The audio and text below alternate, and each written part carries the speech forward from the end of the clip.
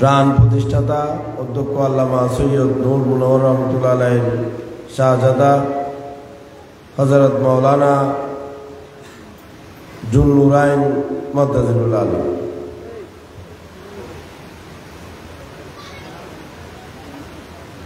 बिस्मिल्लाहिर रहमानिर रहीम नहमदुहु व नसल्ली व नसल्लिम अला रसूलिहिल करीम अम्मा बाद।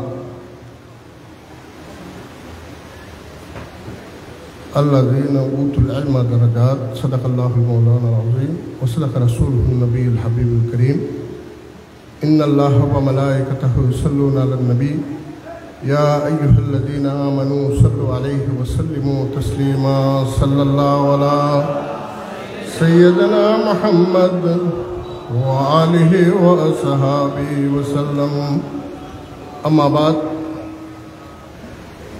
हुजूर शहंशाह खिताबत इमाम अहले सुन्नत रहनुमाए शरीयत व तरीक़त शेखुल मशाइख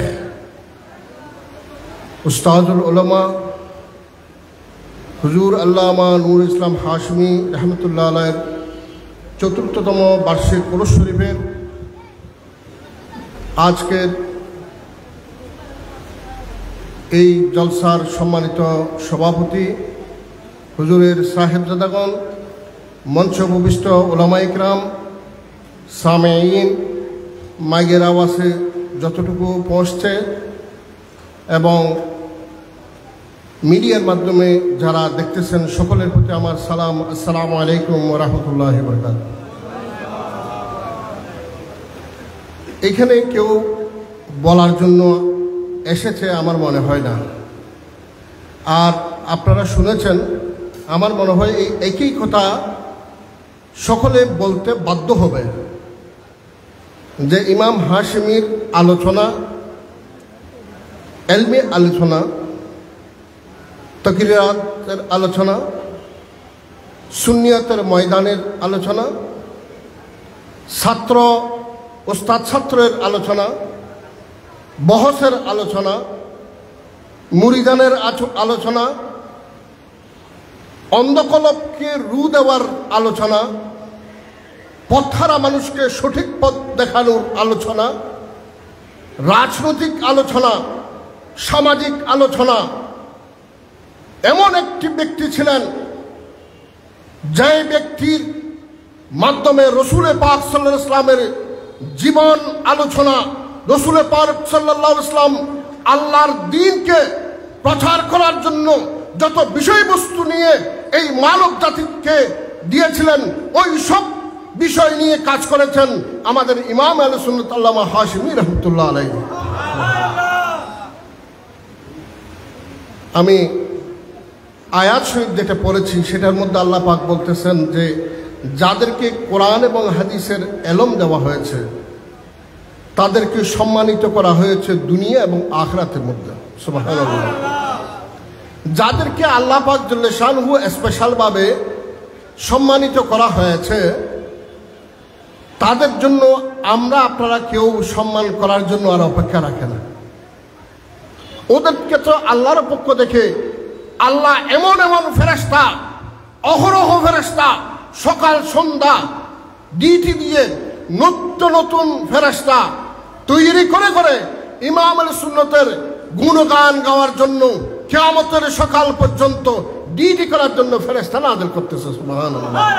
অতএব আমরা আর আপনার মতো গুনাহগার, নাচিস, বদকার, খাকসার, বেএলমি, বেআমলি হুজুরের তারিফ করার জন্য অপেক্ষায় থাকবে না। এগুলি আমরা আশা, আমরা বলা, আমাদের গুনার পাহাড়কে হুজুরের মাধ্যমে রসুল পাক সাল্লাল্লাহু আলাইহি ওয়াসাল্লামের নৈকট্য অর্জন করা, গুনার পাহাড়কে ক্ষমা করার আল্লাহর দরবারের একমাত্র উসিলার জন্য আমরা এখানে এসেছি।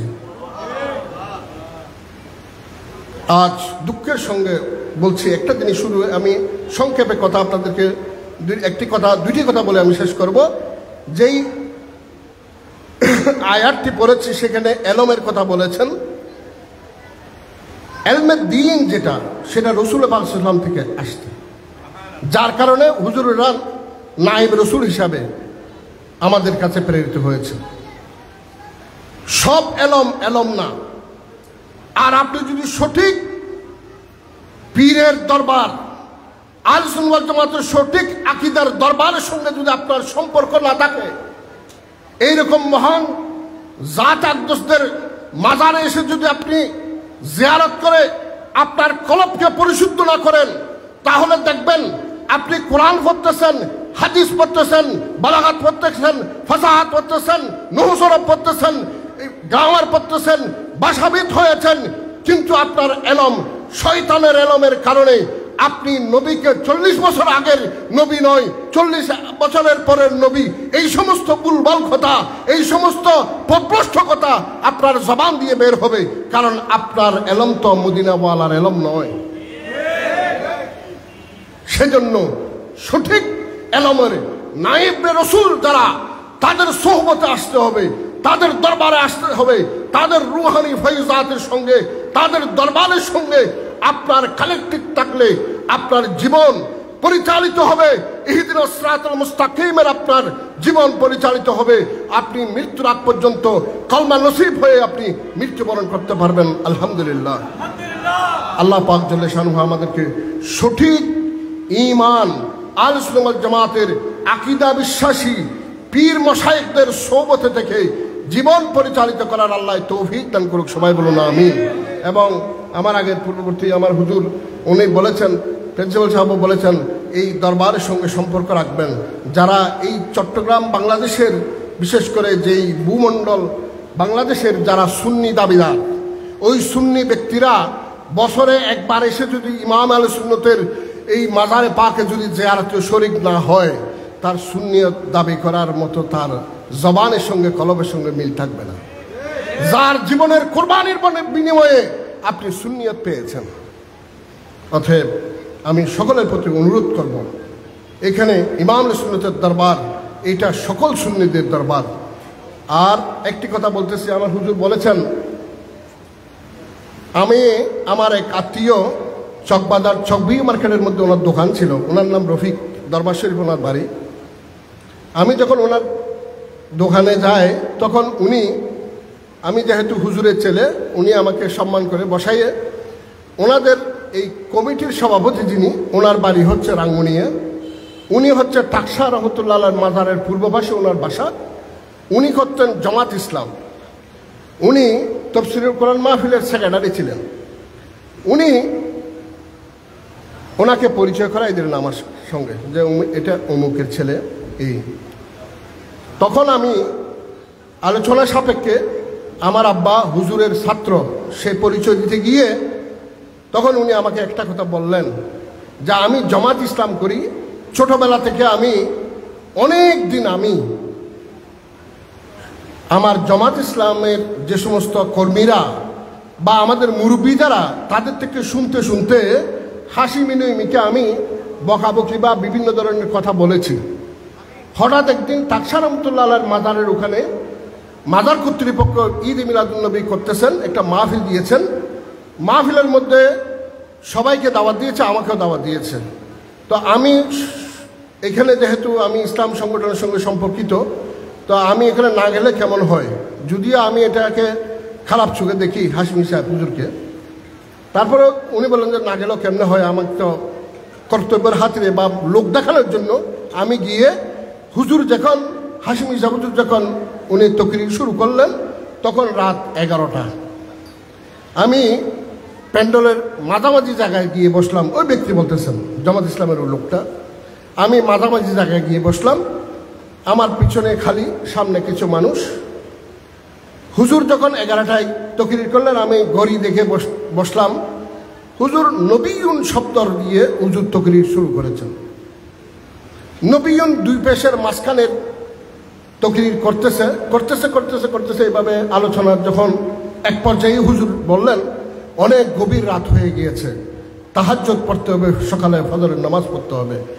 আমার জানা মতো এই নবীন দুই পাশের মাঝখানের অনেক এলম, অনেক কিছু বলার আপনাদের আমার রয়েছে।